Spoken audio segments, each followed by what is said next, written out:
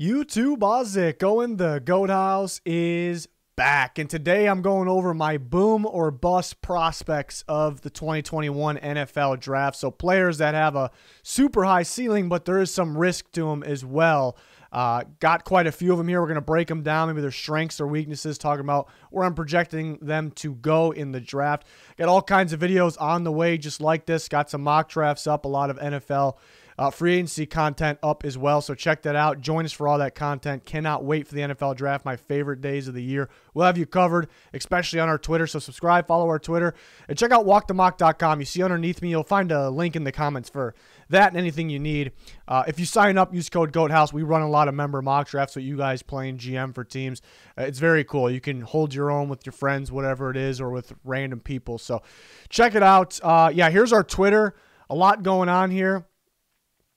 But we got a fan-voted mock draft right now. We're on the 5th pick currently as I'm recording this with the Bengals. We got a lot of good options here. Penn Sewell is dominating that. Surprising, maybe it's not a little closer, but we're going to keep going on with this, and this will create a fan-voted mock draft video where you guys, instead of getting mad at me, you can get mad at each other there, so that works out for me.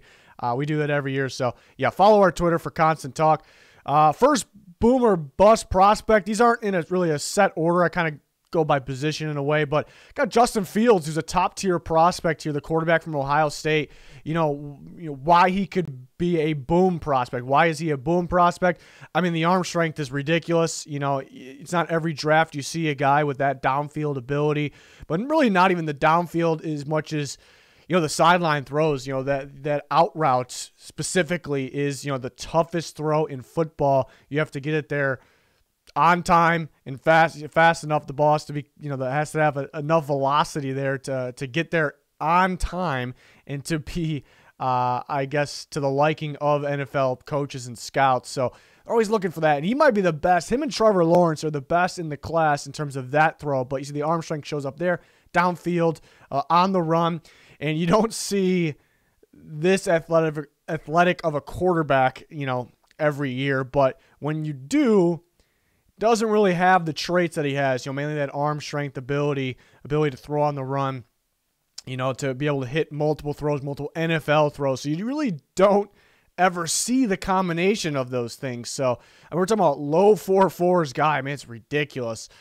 So that is why he's a freaky dude. He's got a crazy high upside, and he can be an elite NFL quarterback. It's going to be overnight? Absolutely not. But he could be that boom prospect. Why he could end up as a bust? He's a pretty slow operator. The processing speed as a passer, mainly holding the ball too long. He's sitting there holding the ball. Against NFL pressure, they're going to get to you. If you're holding that ball that long, they're going to get to you. Even when he gets outside the pocket, it looks good getting outside the pocket, but he'll sit out there and kind of hold the ball. You're not going to be able to do that, in the NFL. You're just not. You see the quarterbacks that are having success in the NFL, that they read the field, they understand coverages very quickly. So it is tough to pinpoint why he's holding the ball. He was waiting for his receivers to get more separation. He hits tight window throws, so I don't think he's afraid to make that throw. Is he trying to develop in his head what's going out to coverage? So yeah, that's why that's where it's a little bit of a concern, and why if that continues, even with the elite arm strength, with the athleticism, if that continues, the slow processor, the slow operator in terms of the pass, in terms of a passer, then he'll be on the bust side. He will struggle, and teams, they may give up on him, somewhat early, not year one, but I'm projecting to be a top 8 pick there. You see with the Panthers sitting there at 8. I don't think they would pass on him, but at the same time, you can debate on not if they want a rookie quarterback, because they were all in on Stafford, all in on Watson. So, but there's a reason for that. But I don't think he gets by that point. I think teams want to work with him. And, the bust section where he's, slow processing things, holding the ball too long, I think that could be fixed with more of an NFL offense and NFL coaching staff. The coaching staff will teach him how to understand coverages and teach him, all right, in this scenario, you got to get the ball out. I think it's similar. I'm not comparing him as a player to Justin Herbert, really, but I think it's a similar situation where you look at Justin Herbert at Oregon it was such a simplified offense that it kind of hid his tools, and it almost made it harder. You know, it's a guy that just wants to sling the ball downfield. He wants to, you know, do the difficult things, and it just tried to turn him into a one-read guy. I think that's kind of what Ohio State tried to do with Justin Fields, and it worked. I mean, they're a really good ball team. But I think it could be a similar scenario where it's like harder offense, harder task, and now he's better. You know, it's rare, but I think, you know, with Justin Herbert, I think Justin Fields can be the same thing. So, boomer bust guy, crazy high ceiling, and there's a reason why he could bust, I suppose. Another quarterback is an ultimate boomer bust guy, KELLEN MOND, right here from Texas A&M. Was a guy that was a top recruit. I liked the experience, you know, experience under center, you know, getting reps, but mainly in a pro-style offense. You know, Jimbo Fisher, you know, has that pro-style offense, but throw some college, you know, it's kind of a multiple offense, but, you know, a mixture between pro-style and a little bit of college concepts in there, but mainly pro-style. You know, he's going to dive into a playbook, and he's going to be familiar with it in the NFL, and we know coaches love that. They love it. So, you know, you could argue he's pro-ready because of that, but he has some work to do with his accuracy and consistencies. But he has the traits, too. I mean, you talk about today's era, the athletic ability. I mean, the ability to throw on the run is really good for KELLEN MOND. He has great – nobody gives him enough credit for his arm strength. He has great arm strength. He can sling the ball downfield, on the run, you know, from the pocket. I guess accuracy is pretty hit or miss. He's pretty inconsistent. Consistency is a big issue, you know, because he'll have that wild play where he'll look like a top 10 pick, really. Has those moments, but then he has the moments where it's like, you know, I don't know if I would take risks in this guy even in the second round, you know, so he's got to stay consistent. Even in the Senior Bowl, he started off really sloppy, and then he tore it up, you know, so it consistently is a problem that he's inconsistent. Yeah, accuracy is, yeah, hit or miss. You know, sometimes in the deep balls, you know, the ball looks kind of pretty until where you see where it lands. You know, overshoots the guy, or just it's 5 yards, 10 yards out of bounds, you know, if he's trying to hit a guy down the sideline. So, but he has the traits. He has the experience, especially with NFL-style playbook system. But he's just got to stay more consistent. But, I mean, this guy could end up being a legit, you know, we could be looking at him, you know, in 5 years from now, maybe more than that, saying, why wasn't he in the discussion with the other great quarterbacks of this draft? Because he is that ceiling, but if the consistency and accuracy issues continue, then he'll kind of lose his job and he won't get that chance. I think he goes in round 2. There is a slight chance, you know, somebody takes him at the end of round 1. I'd say I don't think I have round 2 as my prediction, so I'm not going to say he's going to go round 1, but it's a possibility because, you know, you take the quarterbacks, that could be great. You're not taking a quarterback to be a game manager. You're not taking a quarterback to be, okay, maybe he could start, you know, and be solid for us. You're taking a quarterback because, you know, he can potentially be that next top-tier quarterback, and Mond has that in him. That's why he's a boomer bust guy. You know, he has that in him. So somebody may really want this guy, really want to work with him. You know, you don't really have to work with him in terms of the terminology, the playbook. You just got to work with him on kind of calming down and getting his mechanics straight, getting him, you know, yeah, more relaxed, I think. And I think, I mean, Jalen Hurts, that seemed to work out for him. You know, I thought he was kind of a guy that was, you know, needed to relax more. And right when he got thrown into, you know, into a situation there in Philadelphia, I thought he looked way more relaxed, you know, in the pocket, you know, everywhere, you know, right off the bat. Same with, you know, Justin Herbert as well. So some team may just want him. Ultimate boomer bust guy, though. Or a running back, Najee Harris from Alabama, who potentially could be a first-round pick, could be a second-round pick. I think he's a boomer bust guy because, you know, why he could be great, because vision is the #1 trait for running backs in the NFL. Like, that's the first thing I look for. If you can't see the hole, if you can't find a hole, you know, you're not going to be a starting NFL running back. And his vision was elite this year, which is kind of odd, and maybe another reason why he's a boomer bust, because his vision wasn't that good before, and you rarely see somebody improve on their vision. It is extremely rare. So it's kind of good that you saw the improvement, but it also kind of makes you wonder, you know, which vision are we going to get? But this year, I mean, tremendous vision, so that kind of tells you that's check 1 right there. He can be a really good running back because he has really good vision. In his receiving ability, he improved, so he shows that he can improve in multiple ways. But you need to be able to catch the ball out of the backfield and downfield to be a top-tier running back today's NFL, and he showed he could do that. Good routes, good hands. You know, he just understands how to be a receiving back. So it just seemed really smooth to him. So those things could say top-tier NFL running back in the future. Why he could be a bust, why it might not work out. He is that patient style runner, you know, where he has great vision, but he's not going to attack that whole instantly all the time. Sometimes he's patient, kind of waits for things to open up, and that's behind a really good offensive line. What happens if he gets to, behind a rough offensive line, or, against an NFL defense, and he's staying too, that patient running style doesn't really pair with the guy that has elite vision, in my opinion.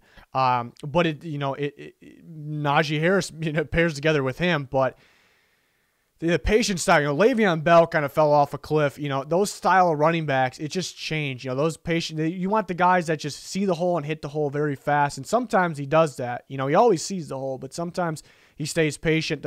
Will that work?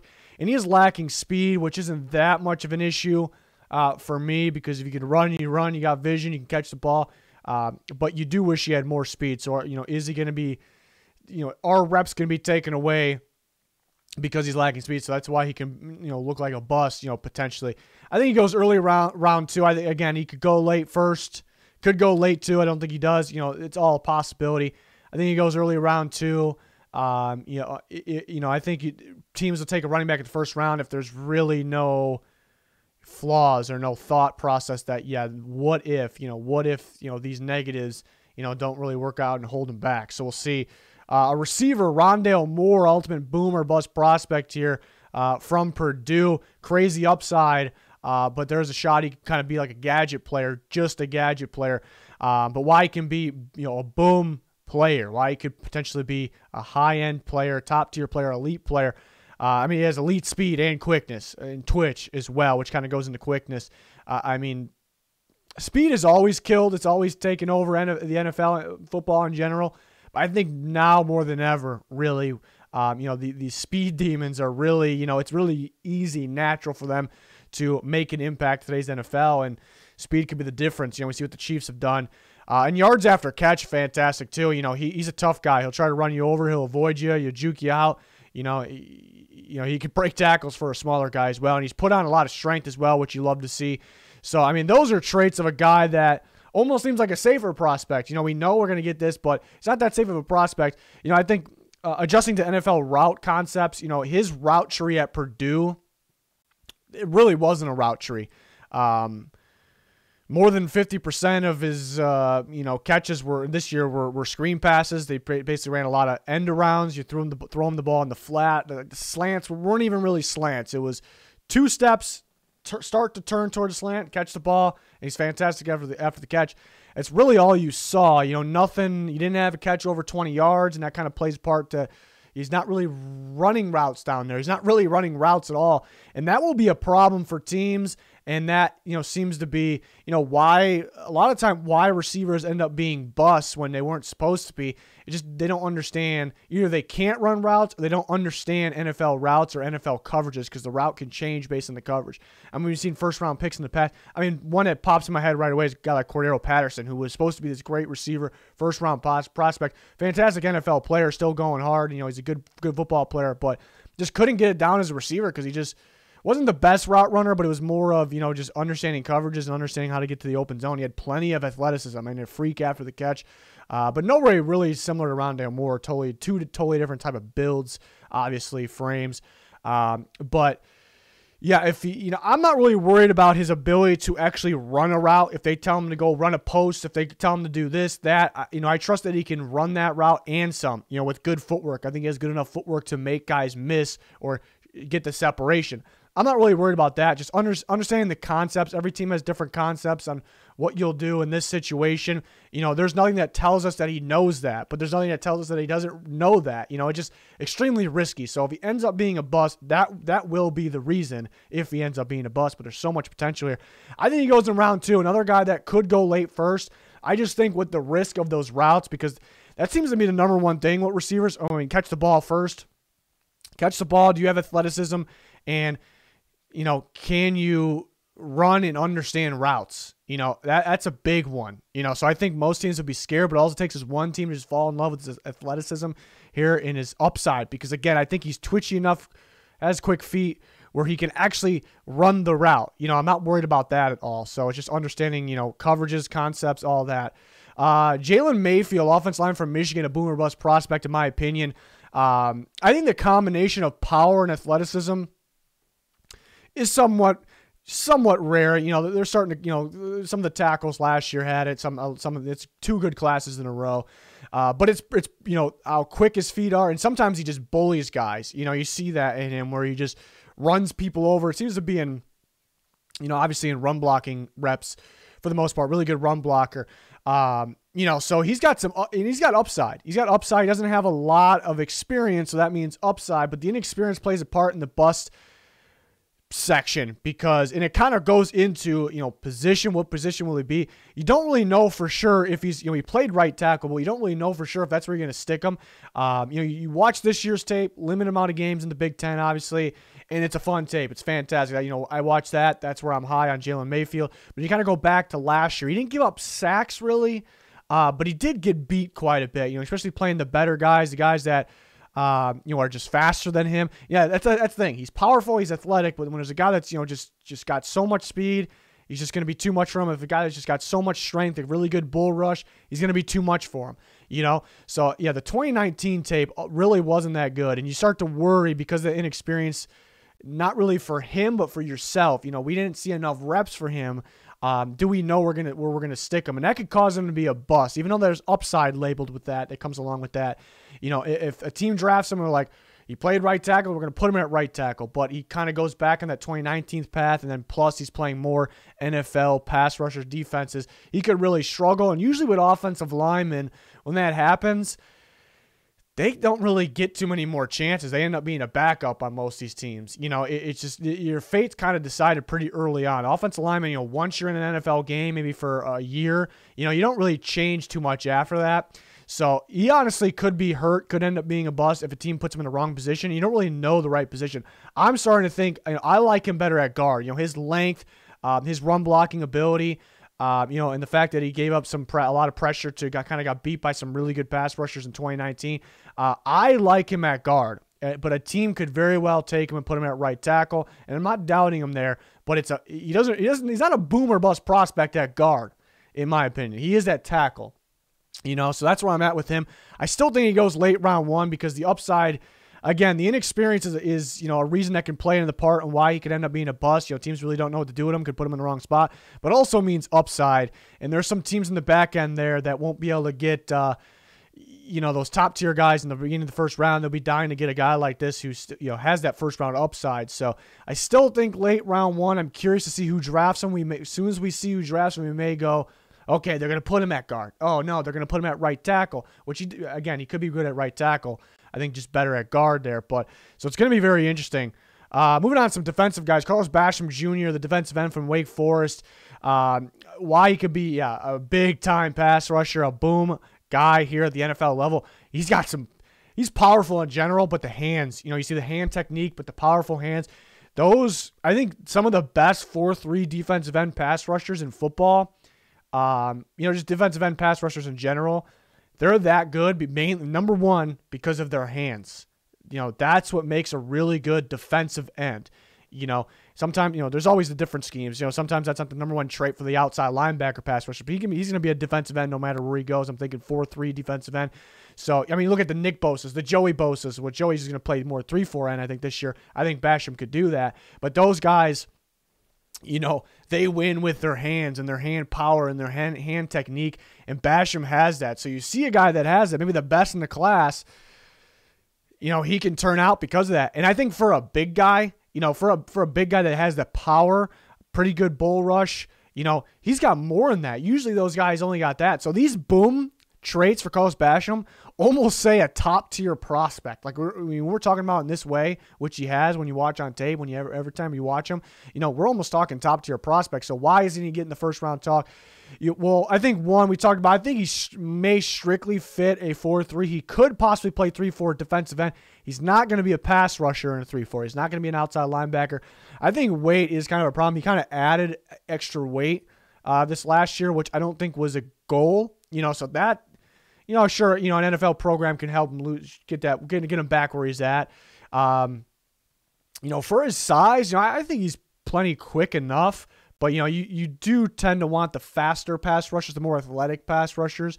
I mean, because we talked about a guy like Nick Bosa. Nick Bosa is way, way more athletic. You know, compare him with the hands, the hand technique, some of the rush moves. but, you know, it was a huge difference in athleticism. So it kind of plays into part, but it could force him in the wrong position because I saw his weight and I watched the tape a little bit too, and he does have some good inside moves, but sometimes he's forces himself inside too. You want an edge rusher. You want to see him play off the edge, and he does. He has some production there, but I do, you know, he almost wants to go inside, and where his weight's at, and where today's era is, where the guys are kind of getting smaller and more athletic. You may say 3-4 defensive end, but he's not really that. He's an edge rusher. He's a 4-3 defensive end. So if a team gets him and they're like, yeah, we don't really like where his weight's at, we're going to move him. You know, we're basically moving as a 3-4 defensive end, 4-3 defensive end. You know, that's moving position. It's a different position. They're both defensive ends. They're different positions. So there's a lot of these guys every year, and every time a team kind of tries him in a new position, it kind of rarely works, to be honest. So that kind of all can play a part in why maybe he doesn't work out because somebody changed the position. I want a 4-3 team to take him. I want to put him at end. You know, if they got an athletic pass rusher on the opposite side, put this guy on the opposite side of him. Fantastic duo. Super high ceiling. The floor is pretty, you know, far down there. It's what boom or bust prospects are. I think he goes in round 2. He could be a sneaky guy late round 1, but I think, you know, for the most part, it's gonna be 4-3 teams that, you know, that want him. So you cut kind of the league in half that will be interested in him, and then the teams that are looking for a pass rusher in his range, you know, and view him as a fit. So you probably can cut that almost in half. And you probably can add some 3-4 teams that may be comfortable with him at 3, you know. So basically what I'm getting to, there's only a handful of teams. You know, it's not like a receiver, you know, where, you know, he fits a safety, a corner where he fits almost any team. So those teams that are interested in him know that they don't have too much of a battle with other teams, so they may wait to take him. So that's why really he probably ends up in round 2. A lot of pass rushers here. Gregory Rousseau from Miami, he actually had his pro day the other day, and it was pretty underwhelming. You know, you see the length, the size of him is fantastic, and he's added more size, more strength since he's come into Miami, of course, and that's good. But yeah, he didn't test too well. You thought you'd see a little more athleticism, a little more agile, you know, quick, coordinated. You thought you would see a little more of that because that was kind of the freakish part of him. You don't see the guys that long that can do those things, but he didn't really prove he can do those things, especially opting out. Opting out sure did not help him, especially matching that pro day, because that pro day kind of makes you want to go back, you know, to watch the most recent tape to see if it matches, and he didn't play this year. He was crazy productive year before. You know, I think a lot of it was some production was created by teammates, you know, at the same time of him, but because it's a really good defensive line there in Miami, and then he played all over, and that's why he could be really good. I mean, when you see a guy, you know, this freaky, you know, lengthwise, and he was originally a receiver, believe it or not, way back. So he has upside the position, learning from NFL coaches. So, you know, when anything freaky, you know, length, frame-wise, you know, you're kind of always factoring upside, but the fact that he hasn't been playing the position that long, you know, kind of means he has upside as well. Versatility is fantastic as well because he played defensive end, he played like a D tackle, 3 technique, he played nose tackle. His best production, believe it or not, came from the nose tackle position. You know, that's where he created for himself. He made plays. His best production came from there. But teams are going to look at him, and they're going to be like, okay, look at the length. You know, this guy's an edge rusher. You know, nothing messing around with the nose tackle. He's an edge rusher. But he hasn't produced. That's kind of the bust part. He just still hasn't produced. Does he have the, you know, the quickness, the twitch, you know, the pass rushing traits, really? He has the body traits, but does he have that to produce there? You know, the versatility is good because you kind of put him anywhere, but he's going to be an NFL nose tackle. You know, he's going to go against NFL interior offensive linemen, centers. You know, that's kind of the question there, but you do love the versatility, but, you know, it's almost sounding like he could go round 2 because you just don't know what you're going to get here. You know, there's a lot of the bust factor here. There's some good boom stuff, but, you know, so he could go round 2. I just think there's a team out there that just falls in love with the idea of him, and they believe, because coaches love the projects, the good projects, and he's a good project. You know, it's a guy you want to work with. Coaches want to make it fun for themselves. So I still think somebody takes him late round 1, and maybe worst case, you know, he's still producing. Maybe just not in that position that you really want him to be, but they will insist on him off the edge, and it's understandable, I suppose. Another edge rusher, JAYSON OWEH, an obvious one on this list, the edge rusher from Penn State. Yeah, crazy upside because, I mean, you look at his frame, you know, his body, his strength, his speed, the athleticism. I mean, running in the 4.3s. Are you kidding me? you know, that's a guy you want to work with, you know. And he has some traits there. The lack of production is concerning. He just, you know, just not super quick off the ball. Just, you know, couldn't really get around a lot of blocks. And he doesn't have crazy pass rush, turns his back a little too much and kind of gives his back up to the tackle. So, you know, there's reasons why he could continue to have a lack of production. So that would be on the bust side. But he's already good stopping the run. You know, that's fantastic. So you don't have to work. I keep comparing him to Danielle Hunter. It reminds me a lot of Danielle Hunter when he was coming out of LSU. You know, maybe a little lighter, but faster as well. But this is a guy. You know, teams are he's gonna go round one. He's gonna go earlier than people are expecting to, because he doesn't have those concerns that ROUSSEAU has. You know, there's a lot to work with here. You know, you don't have to teach the quickness, the speed, because you can't really teach that. You know, you don't have to teach the stopping the run ability. You know he can be productive off the edge. You know he's not going to be playing this position, that position. You know, so there's a ton of upside here, but the lack of production will kill him, and it could continue. You know, there's some guys where you think, you know, there's a lack of production here, but not really worried about it. You know, this one, it could continue. You know, so it's a guy with time that I think could be special. The tape, in terms of pass rush reps, aren't necessarily good. The tape really isn't good. The tape really doesn't say first round, but you got to factor in upside, and he does to help stop the run at a pretty high level. So we'll see. I do think he goes first round. Another pass rusher, maybe Joseph OSSAI, edge rusher from Texas. Should say linebacker because he's going to be a linebacker in any scheme, but I don't think a 4-3 team takes him. You know, a 4-3 team wants to take him, and they blitz their outside linebackers maybe a bit. They could.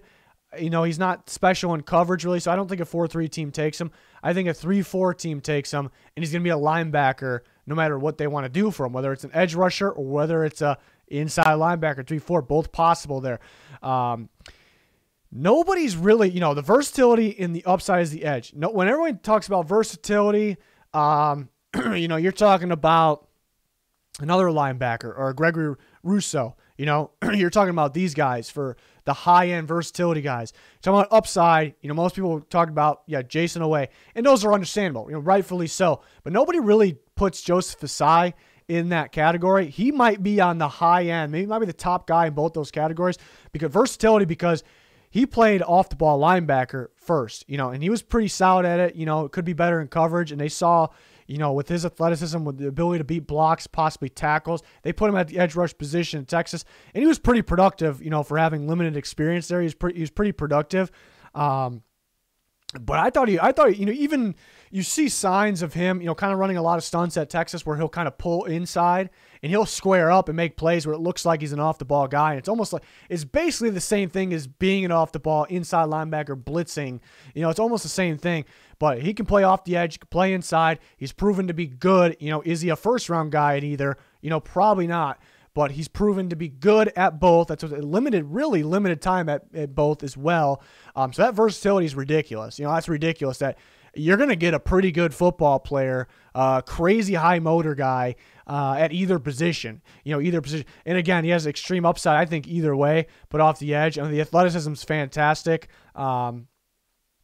You know, again, you know, kind of like OWEH, his tape there the tape's a little better in terms of pass rush reps, but it's not necessarily fantastic off the edge. You know, I think when he's won, it's, you know, been with motor plays or, you know, lengthy plays or stunt, you know, coming in the inside, going from the inside.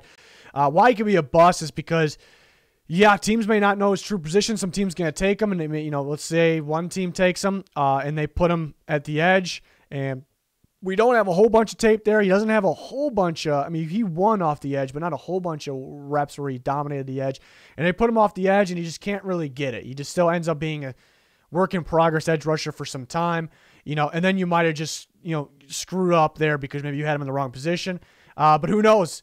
You know, maybe somebody puts him inside, you know, a heavy blitz scheme perhaps. They put him inside. I think that's a safer bet, but you're not going to get a crazy good player there, you know. And then maybe you're going to be wondering, should we put him off the edge? You know, so maybe he ends up being kind of like BASHAM. Maybe he ends up being moved to a spot but at least he's played there, no matter where it is. And that kind of hurts him a little bit, perhaps. So that could be why. But there's some upside there, some versatility. I think he goes in round 2. I think he needs a 3-4 team. I think most teams would play him off the edge. I think if a team like the Ravens or the Steelers got him, I think they would play him. They may play him inside and just blitz him a ton, my opinion. But we'll see. We'll see. Definitely one to watch. Zaven Collins, so more of an off-the-ball linebacker, but pretty versatile. He can rush the edge. He can blitz from the inside. Same thing. I could see one of those heavy blitz 3-4 teams putting him on the inside, for sure. But he could go to a 4-3 team and play a off-the-ball linebacker position there. But why, he can be this top-tier prospect. I mean, he was the best, he won Defensive Player of the Year, in the nation, for a reason. But his range is ridiculous. I mean, really, just bottom line is he's always around the ball. He always finds the ball. He's always flying to it. He's always making a play. And usually those guys are kind of safe bets. But I do think he's a boomer bust prospect because, but he has the range, more towards the boom side. He has the great range, and I think he has good coverage instincts. I don't think he has great pre-snap instincts, but, during the play, in coverage, being able to read the quarterback and react to the ball, I think those things really stand out. Tackling is a little bit of a concern. If he's squared up and he's right there, if he's in the right position, he's probably not going to miss the tackle. That's where he's okay. I think the position he puts himself into, and change of direction, kind of, getting to the tackle. But if he's there and the runner, the ball carrier kind of makes a quick move, he can't really adjust to get there, and that's where he misses the tackle. And those show up quite a bit. If he's flying in the backfield, he's probably not going to miss the tackle. But if it's like 5 yards downfield, and he's kind of open field there, if he's in the right spot, the ball carrier doesn't make a crazy move, he's good. But the other way, talking about NFL playmakers, they're going to make a miss probably. They are. So that's a little concerning, especially with linebacker, especially with a linebacker where his biggest strength is he's always around the ball. Teams really want him to be a sure thing in terms of a tackler. So there's some high highs, there's some low lows there, why teams could get scared. I think early round 2, a lot of people are talking 1, but I think some teams may be scared. I think he's pretty scheme dependent as well. I mean, it could be a blitz, inside linebacker. I mean, I don't really see him being an edge rusher. Yeah, I don't really see that, but a team might stick him inside and have him cover or have him blitz, throughout a game, So I'm more in the second round type with him. A lot of people still, like him in the first. Possibility. I do some of those similar teams, it seems like the Steelers in the back end, and they got higher priorities right now, but it's a good fit. Next, a cornerback, Tyson Campbell, the ultimate boomer bust cornerback for sure. I mean, the length combined with the athleticism, combined with the physicality, ridiculous. I mean, ridiculous. Talk about why did C.J. Henderson all of a sudden boost up last year? Even though he got kind of, his numbers, his analytics were on the lower side of the cornerback group last year. He went up because his, all those things combined is, his experience playing man. He got pretty good press technique. That's the ultimate upside guy. When you draft corners, most of them struggle right away. So you're not really looking for a pro-ready corner. I don't know if there's such thing. You're not looking for the most pro-ready guy. You're looking for a guy that could be a great cornerback. It's kind of like quarterback. For the most part. You're looking for a guy with a tremendous upside, could be an elite cornerback. You're looking for the traits. You're looking for traits and upside. And that's what C.J. Henderson had, why he went so high. He had coaches, teams, they love press ability, press technique, just reps, in press. They don't want to have to teach that, at the NFL level. That should be done with. That's why he went up. The athleticism, all those tools is why he went higher than guys that probably played better than him first year. The same thing with Tyson Campbell. Is he going to go as high as C.J. Henderson? No, C.J. Henderson was a better prospect, but it's very, very similar. There's plenty other corners that had more success this year. His teammate Eric Stokes had more success, got beat less, but Tyson Campbell was very solid. He just got beat more than some of these other guys, but he has, he can play man, he can play zone, he can press, he's got good technique, he's got the length, athleticism, physicality for a corner, which is most important for sure. Those things combined, he has all those things. I think why he could be a bust, I think, he doesn't really get burnt really when he gets beat. I think he doesn't really play the ball. We talk about corners. I talk about it all the time. You know, NFL corners, the great ones, could play the receiver at the same time of playing the quarterback, you know, which kind of comes with playing the ball. You are able to read the quarterback, read the receiver, and read the ball at the same time. Those are the best cornerbacks in football. You know, most of them only can do one. They're just staring down the receiver. You know, they're staring down the quarterback. They lose track of the receiver. So I think that kind of came in with why he couldn't play the ball as well. There was some moments, you know, in zone coverage where he, you know, was able to read a quarterback. I think the one interception he had was fantastic. You know, a play like that shows upside, you know, in terms of reading the quarterback and being a playmaker. So I do think he has upside as a playmaker. I think he's got to do a better job, you know, playing the ball, and that kind of resulted in, you know, receivers beating him a little bit. You know, this might be a little bold because not too many people at all have him first round. And, you know, I make mock drafts all the time, and, you know, the next one I make, he very well could be late second, which makes this look funny, but it's right there on the board. You know, it's what I'm feeling at the time. You know, at this given time, you know, with those traits, you know, I think a team rather have him than some other guys that there's not much to work with. They're going to be a good corner, but is there a lot to work with? Does he have the traits that Tyson Campbell has? So he's a boomer bust guy. I love the upside, though. And teams will, just like, remember, at this time of the year last year, C.J. Henderson, so we kind of figured it out. We knew about it, but he went up. You know, I don't think Campbell's going up that high, but it's a name to watch for a similar situation. I think he can go late first. I do think there's going to be a run on the top tier corners kind of earlier than expected too. So that could force teams to, we got to take this guy now, you know, if they're in that situation. And then one more here, and this is one that isn't a high tier of a prospect as the other ones, but this might be the ultimate boomer bust guy here on the whole video. It's CISCO, the safety from Syracuse. This might be the strangest prospect in the draft. He literally might be the ultimate, you know, boom or bust. I mean, his highs are so freaking, they're the highest moments, you know, and the lows they're pretty bad. They're pretty bad. That's why I call him like the weirdest prospect. When the plays that this guy can make, you know, playmaker, making a play on the ball from the back end, reading the quarterback, flying to the ball, these plays that he has in those moments, they are ridiculous. They are ridiculous. They are potentially the best playmaking free safety in football. Like, free safeties. Minkah Fitzpatrick. I mean, you got Justin Simmons, Jesse Bates. I mean, I don't know if these guys do the things that he's done. Maybe Minkah-like, but how fast he closes on the ball, how he's reading the quarterback, he bolts to it, and he steps in front of the ball.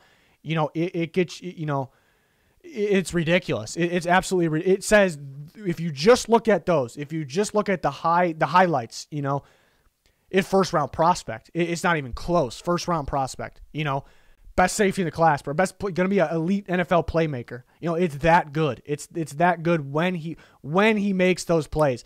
The bad moments are pretty bad though. They're pretty bad. He's not a very good tackler. Kind of one of those guys, like, if he's in position and the ball carrier doesn't make a move, you know, he's probably, if he's in position to be able to hit him, wrap him up, he's probably going to make the tackle. So he's not going to slip out. You know, that doesn't happen too often. But, you know, the attempt, the position he puts himself in, you know, if it's one-on-one in the deep end, which sometimes free safeties have to handle, he's not going to make the play probably. So that's not good for the NFL. The angles are just so bad, though. I mean, they're very bad. And even in coverage, he kind of takes a bad angle to the ball in coverage if it's downfield at times. And sometimes he kind of misplaces himself, reads, you know, puts himself in the wrong part of the coverage there. So there is some pretty glaring negatives, and we've seen guys from time to time, you know, in the past like this, and they end up going undrafted, or they go way later, and you're like, what? This guy made so many plays, he made so many interceptions, he looks so good while doing it, and these are the reasons why. You know, NFL teams just don't want to put up with this. You know, they don't want a guy that is this risky back there. You know, he can make all these plays, but there's just, I think that kind of overcomes the playmaking. It kind of takes over the playmaking ability for NFL coaches. We've seen it time and time again. Fourth round might be generous. I think some team may just because that playmaking ability is so ridiculous. They may try. He could go 5th. He could even drop to the 6th because those negatives, you know. So this is definitely, as you could tell, it's definitely one of the weird prospects. You know, if you have a chance to watch him, you'll see those highs are high. They are ridiculous plays, elite plays. But then those bad moments, it's rough. There's going to be some teams that, there's going to be some coaches that, you know, it's NFL coaches, you know, tough dudes, you know, the old school, the defense coordinators in the NFL are still the old school guys. You know, they're going to see that once some guys probably saw that once on tape and they're probably like, no, you know, not working with that. And I can't, you know, you can't really coach that. You know, it's kind of the fundamentals at some point. You can't really coach angles. It's kind of just what a guy does in the moment. So it's pretty rough. I was kind of thinking in my head, you know, go to a team with a solid group, you know, solid, you know, I guess it's easy for me to think of the Vikings because I'm a Vikings fan. I watch a lot of football in general, but, you know, pair him with a guy like Harrison Smith, I think, you know, could work, but then because they don't really have to worry about him tackling, you know, I mean, they do, but it's not going to be that much concern to get a playmaker back there. That'd be fantastic. But an old school guy like Mike Zimmer, this is one example, is just not going to put up with the tackling and the angles and things like that, put himself in the wrong position. So that's just kind of one example. You kind of can think of the other ones. You know, I think the Seattle Seahawks is probably another one. You know, pairing him with Jamal Adams, it'd be a fantastic pairing. But is that staff gonna, you know, they're gonna put up with it? You know, so it's a crazy prospect. I mean, he has such great elite moments. You wish it's a guy that I'm dying. I wish he didn't have the big negatives. You know, because he'd be a top 10 pick. You know, if there was no negatives and he had that playmaking ability, it's ridiculous with him.